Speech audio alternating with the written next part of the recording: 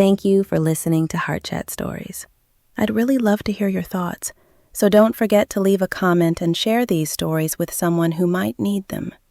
Each story is meant to help you pause, reflect, and think about your own relationships, how you love, how you heal, and how you grow. If you'd like more insight into the stories or want to add one to your next book club, visit graceguidance.com. You can find the full collection there, along with reflection prompts to keep the conversations going. And remember, every story in Heart Chat Stories is a chance to rediscover yourself, one honest chat at a time. My son Chase is not biologically mine, and he's Leah's my best friend. We grew up together. She struggled after she had him. Depression, fear, pressure. She couldn't escape her grief. One night, she didn't make it. His father was gone before he was born. Prison.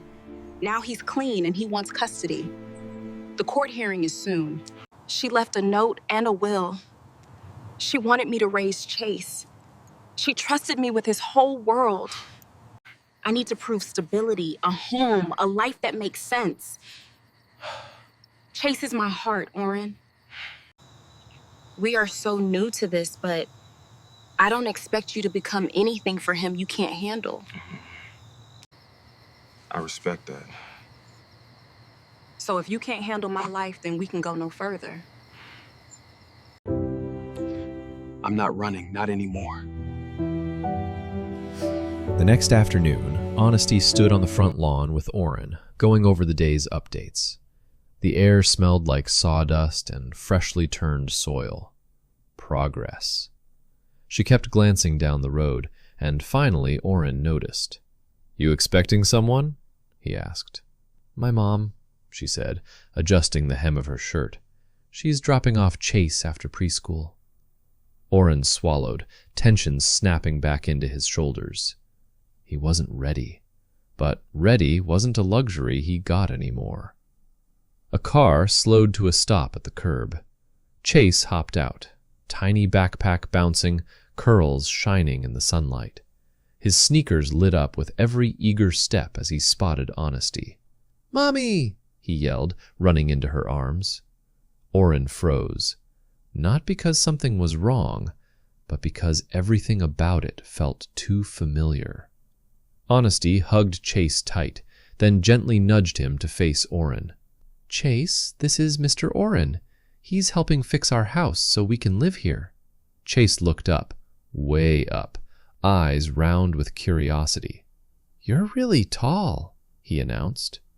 Orin's tension cracked slightly. "So I've been told." Chase stepped closer, inspecting him like a scientist examining a new creature.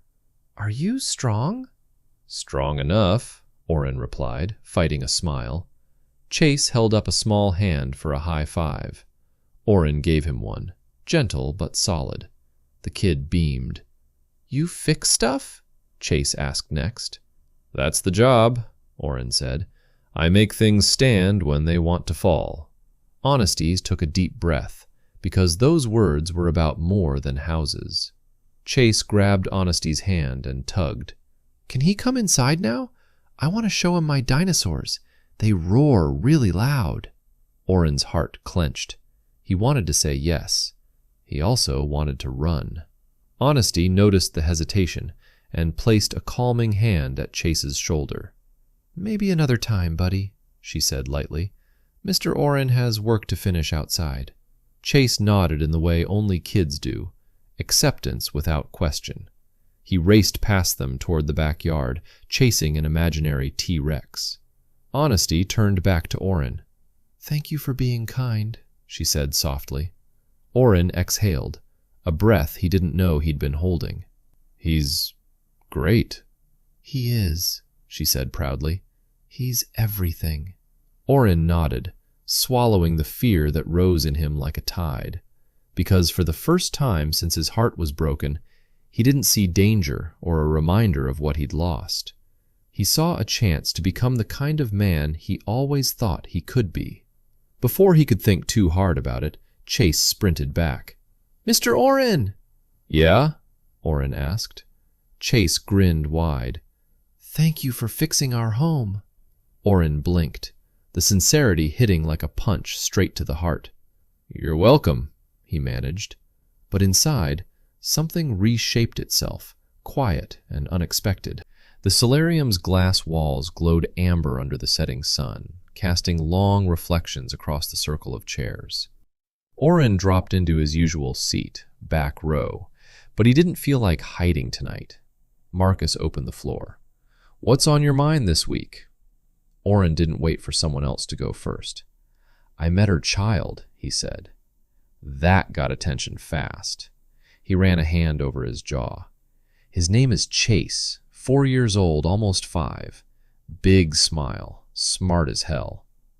He told them about the situation that Honey was facing with his biological father. He swallowed hard.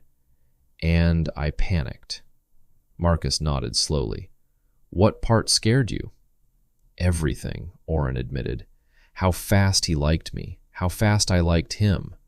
The fact that she could lose him like I lost. His voice trailed off. A few men murmured in understanding. Parental love was a different kind of vulnerability. Orin leaned forward, elbows on his knees. "I thought I'd feel angry or guarded, but when he said thank you for helping fix his home, He stopped, breath uneven. "You felt it," one of the dads in the group said gently. Orin nodded. "Yeah, deep and fast." Marcus let that hang in the quiet for a beat before asking, "Do you think this time is the same as last time?" Orin almost said yes, but the truth surprised him. "No," he said quietly. "Honesty. She tells the truth even when it's inconvenient. And Chase, he's not a replacement for anything I lost. He's just a kid who deserves someone steady." A long silence. A good silence. Marcus leaned back, voice firm but kind. "Maybe this isn't a repeat," he said. "Maybe this is a second chance. You are there to help someone, support someone that will need you if all doesn't go as planned." Orin looked up, vulnerability exposed. Marcus continued. "You're not walking into a lie this time. You're walking into possibility. Let your fear inform you. Don't let it control you." Orin exhaled, slow, shaky, real. "I want to try," he admitted, "but I'm scared I'll mess them both up." A man across the circle, whose own daughter sat in his lap last meeting, spoke up. "Kids don't need perfect," he said. "They just need someone who shows up."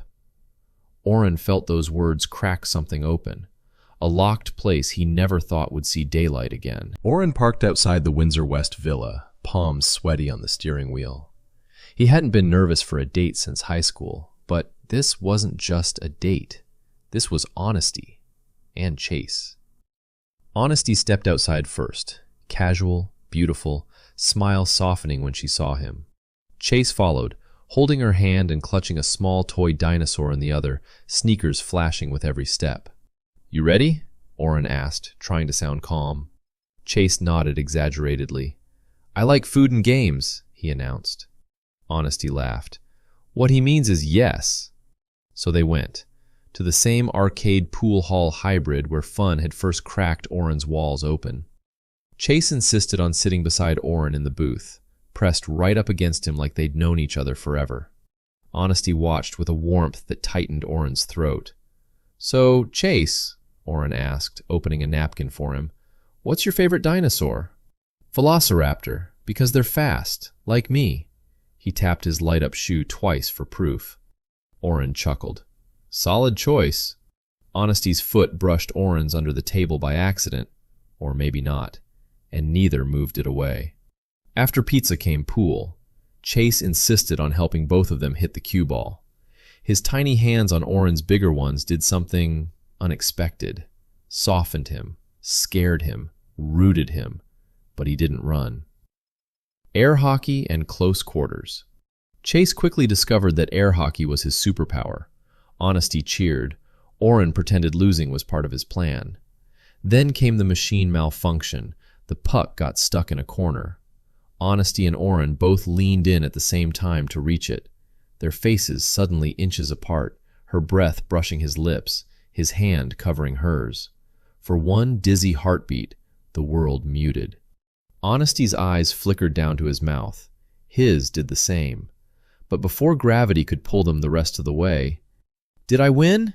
Chase shouted, slamming the start button. They broke apart, laughing but a little breathless. The walk to the car. Sunset painted the sky as they stepped outside. Chase swung their hands, one tiny one in each adult's, like a bridge connecting hearts before either was ready to admit it. When they reached the car, Chase immediately climbed in the back, humming his own victory song. Honesty lingered by the passenger door. So did Orin. "That was," she began. "Really good," he finished.